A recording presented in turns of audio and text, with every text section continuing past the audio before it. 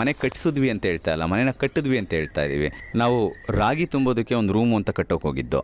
ನಮ್ಮ ಅದೃಷ್ಟಕ್ಕೋ ದುರಾದೃಷ್ಟಕ್ಕೋ ಕರೋನಾ ಬಂದ್ಬಿಡ್ತು 2020ರಲ್ಲಿ. ಆಗ ನಮಗೆ ಇರೋದಕ್ಕೆ ಮನೆ ಇರಲಿಲ್ಲ. ಬೆಂಗಳೂರು ಸಿಟಿ ಒಳಗಡೆ ಭಾಳ ಸಮಸ್ಯೆ ಆಯಿತು. ರಸ್ತೆಗಳನ್ನೆಲ್ಲ ಮುಚ್ತಾ ಇದ್ರು, ನಮ್ಮನ್ನ ಯಾರನ್ನೂ ಆಚೆಗೆ ಬಿಡ್ತಿರಲ್ಲ, ಆ ಥರ ಸಮಸ್ಯೆ ಆಗಿತ್ತು.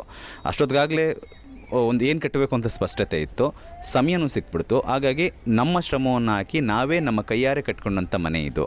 ಅಂದರೆ ಮನೆ ಕಟ್ಟಿಸಿದ್ವಿ ಅಂತ ಹೇಳ್ತಾ ಇಲ್ಲ, ಮನೇನ ಕಟ್ಟಿದ್ವಿ ಅಂತ ಹೇಳ್ತಾ ಇದ್ದೀವಿ. ಒಂದಿಬ್ಬರು ಅನ್ಸ್ಕಿಲ್ಡ್ ಲೇಬರ್ನ ಇಟ್ಕೊಂಡು ಒಬ್ಬರು ವೆಲ್ಡರ್ನ ಇಟ್ಕೊಂಡು ಕಟ್ಟಿದಂಥ ಮನೆ ಇದು. 3 ಲಕ್ಷದಲ್ಲಿ ಕಟ್ಟಬೇಕು ಅಂತ ಹೋಗಿದ್ದೆ, 3 ಲಕ್ಷದಲ್ಲಿ ಆಗಲಿಲ್ಲ. ಒಟ್ಟಾರೆ ನನಗೆ 5 ಲಕ್ಷ ಖರ್ಚಾಯಿತು. ಎಲ್ಲೆಲ್ಲಿ ಏನೇನು ಸೇವ್ ಮಾಡಿದ್ದೀನಿ ಅಂತೇಳಿ ನಿಮ್ಗೆ ಹೇಳ್ತೀನಿ. ಇದು 9 ಇಂಚು ಗೋಡೆ, ಇಂಟರ್ಲಾಕಿಂಗು. ನಾನು ಸಿಮೆಂಟ್ ಬಳಸಬಾರ್ದು ಅಂತ ನಿರ್ಧಾರ ತಗೊಂಡೆ.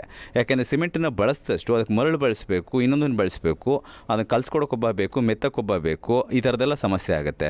ಹಂಗಾಗಿ ನಾನು ಸಿಮೆಂಟ್ ಇಲ್ದಿರ ಏನು ಮಾಡ್ಬೋದು ಅಂತ ಯೋಚನೆ ಮಾಡಿದಾಗ ನನಗೆ ಇಂಟರ್ಲಾಕಿಂಗ್ ಇಟ್ಟಿಗೆಗಳು ಸಿಕ್ತು. ನನಗೆ ಆ ಇಂಟರ್ಲಾಕಿಂಗ್ ಇಟ್ಟಿಗೆಗಳನ್ನ ಹೆಚ್ಚು ಕಮ್ಮಿ ನಮಗೆ ಯಾಕೆ ಅದನ್ನೇ ತೊಗೊಂಡೆ ಅಂತ ಅಂದರೆ, ನಮ್ಮೂರ ಪಕ್ಕದಲ್ಲೇ ಅದನ್ನು, ನಮ್ಮ ನೆಲಮಂಗಲ ಅಲ್ಲಿ ಕೆಂಪವಳ್ಳಿ ಪಕ್ಕದಲ್ಲೇ ಒಂದು ಯೂನಿಟ್ ಮಾಡ್ತಾಯಿದ್ರು. ಅದನ್ನು ಗೌರ್ಮೆಂಟ್ಗೆ ಅಲ್ಲಿ ರಸ್ತೆಗೆಲ್ಲ ಮಾಡ್ತಿದ್ರು. ಅದನ್ನು ಅಲ್ಲೇ ಹೋಗಿ ನಾನು ಇಟ್ಟಿಗೆಗಳನ್ನ ತೊಗೊಂಡೆ. ಇದು ಇಂಟರ್ಲಾಕಿಂಗ್ ಅಂದರೆ ಒಂದಕ್ಕೊಂದು ಲಾಕಿಂಗ್ ಇರುತ್ತೆ ಈಗಾಗಲೇ, ಅದರಲ್ಲಿ ಸರಿಯಾಗಿ ಜೋಡಿಸ್ಕೊಂಡು ಹೋಗಬೇಕು.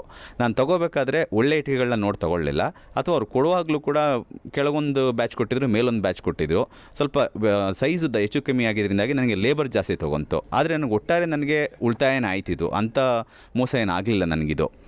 ಎರಡನೇದು, ಗೋಡೆ ನಂತರದಲ್ಲಿ ರೂಮ್ಗಳನ್ನೇ ಕಟ್ಟಬೇಕು ಅಂಥೇಳಿ ಒಂದು ರೂಮನ್ನು ಆ ಕಡೆ ಒಂದು ರೂಮು, ಈ ಕಡೆ ಒಂದು ರೂಮು, ಎರಡೂ ಕಟ್ಟಿ ಮಧ್ಯದಲ್ಲಿ ಒಂದು ಸಿಂಗಲ್ ಗೋಡೆ ಹಾಕಿ 2 ರೂಮ್ನ ಮಾಡ್ಕೊಂಡ್ವಿ.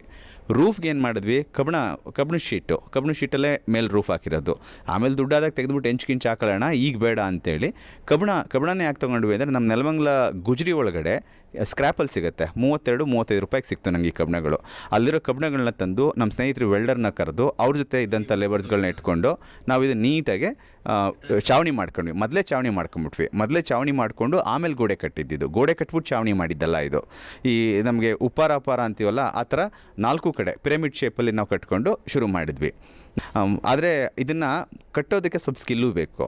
ಮತ್ತು ಮರಗಳನ್ನೂ ಕೂಡ ಬಳಸಬಾರ್ದು ಅಂತ ಅದು ಒಂದು ತೀರ್ಮಾನ ಆಯಿತು. ಹೊಸ ಮರ ಕುಯ್ಸು ಅಥವಾ ಮರ ತೊಗೊಂಬ, ಫರ್ನಿಚರ್ ತೊಗೊಂಬ, ಅದೆಲ್ಲ ಭಾಳ ದುಡ್ಡು ಖರ್ಚಾಗುವಂಥದ್ದೇ. ಏನು ಮಾಡ್ಬೋದು ಅಂತ ಯೋಚನೆ ಮಾಡಿದ್ರೆ, ರೆಡಿಮೇಡ್ ವಾಸ್ಕಲ್ಗಳನ್ನ ಮಾಡುವಂಥ ಒಂದು ಜಾಗ ಸಿಕ್ತು ನನಗೆ. ಮಂಗಳೂರಲ್ಲಿ ಮಾಸ್ಟರ್ ಪ್ಲ್ಯಾನರಿ ಅಂತ ಒಂದು ಜಾಗದಲ್ಲಿ ಇವನು ಮಾಡ್ತಿದ್ರು ಆಗ. ಆದರೆ ಅಲ್ಲಿಂದ ಇಲ್ಲಿ ನಮ್ಮ ಸ್ನೇಹಿತರೊಬ್ಬರು ತರಿಸ್ಕೊಂಡು ಅವ್ರಿಗೆ ಎಕ್ಸ್ಟ್ರಾ ಆಗಿದ್ದನ್ನು ಇಟ್ಕೊಂಡಿದ್ರು.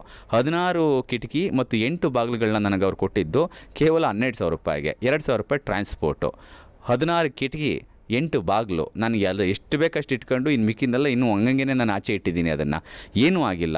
ಇವಕ್ಕೆ ಮಾಡಬೇಕಾದ್ರೇ ಅವರು ಹೋಲ್ ಹಾಕೋದಕ್ಕೆಲ್ಲ ಜಾಗ ಕೊಟ್ಟಿರ್ತಾರೆ. ಈಗ ಇಂಚಸ್ ಹಾಕಿ ಬಾಗಿಲು ಹಾಕೋದಕ್ಕೆ ಕೊಟ್ಟಿರ್ತಾರೆ. ನಾವು ಅದು ನೀಟಾಗಿ ನೋಡ್ಕೊಂಡು ಹಾಕೊಬೇಕಷ್ಟೇ. ಕೆಲವು ಸಲ ಸಿಮೆಂಟಲ್ಲಿ ಮಾಡಿದಾಗ ಮುಚ್ಚೋಗಿರ್ತವೆ, ಬಿಡಿಸ್ಕೊಬೇಕು.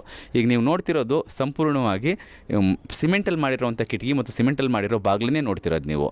ಈಗ ನಿಮಗೆ ನಾನು ಹೇಳಿದ್ರೆ ಮಾತ್ರ ಗೊತ್ತಾಗೋದು, ಬಂದು ಕುಟ್ಟು ನೋಡ್ಬೇಕು ನೀವು. ಅದನ್ನು ಮರನೋ ಅಥವಾ ಸಿಮೆಂಟು ಅಂತೇಳಿ ಕುಟ್ಟು ನೋಡಬೇಕಾಗತ್ತೆ. ಕಿಟಕಿಗಳಿಗೂ ಕೂಡ ಶಟರ್ಗಳೇನಿದೆ ಅದು ಮೆಟಲಲ್ಲೇ ಮಾಡಿ ಫೈಬರ್ ಶೀಟ್ಗಳನ್ನ ಇದಕ್ಕಿಂತ ಚೀಪಾಗಿ ಮಾಡೋಕ್ಕೆ ಸಾಧ್ಯವೇ ಇಲ್ಲ. ಗುಜ್ರಿ ಕಬ್ಬಿಣ, ಫೈಬರ್ ಶೀಟು, ಇದರಲ್ಲಿ ನಾವು ಮಾಡ್ಕೊಂಡಿದ್ದು. ಅಂದರೆ ನಮ್ಮ ಕೈಯಲ್ಲಿ ಏನು ಮಾಡೋಕ್ಕೆ ಸಾಧ್ಯನೋ, ನಾನೇನು ಮನೆ ಕಟ್ಟಿದವನಲ್ಲ, ಕಾಂಟ್ರಾಕ್ಟ್ರು ಅಲ್ಲ, ಮೇಸ್ಟ್ರಿನೂ ಅಲ್ಲ, ಇಂಜಿನಿಯರು ಅಲ್ಲ.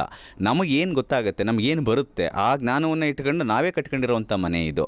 ಇನ್ನೊಬ್ಬರು ತಲೆ ಮೇಲೆ ಬಿದ್ದು ಅಯ್ಯೋ ನಾವು ಮಾಡಿಕೊಡಿ ಅಂತ ಕಾಲಕ್ಕೆ ಬಿದ್ದೆಲ್ಲ ಕಟ್ಸ್ಕೊಂಡಿದ್ದಲ್ಲ ಇದು. ಸ್ವತಂತ್ರವಾಗಿ ನಮ್ಮ ಕೈಲಿ ಏನಾಗುತ್ತೆ ಅಂತ ಕಟ್ಕೋಬೇಕು ಅಂತ ಹೋಗಿದ್ದು.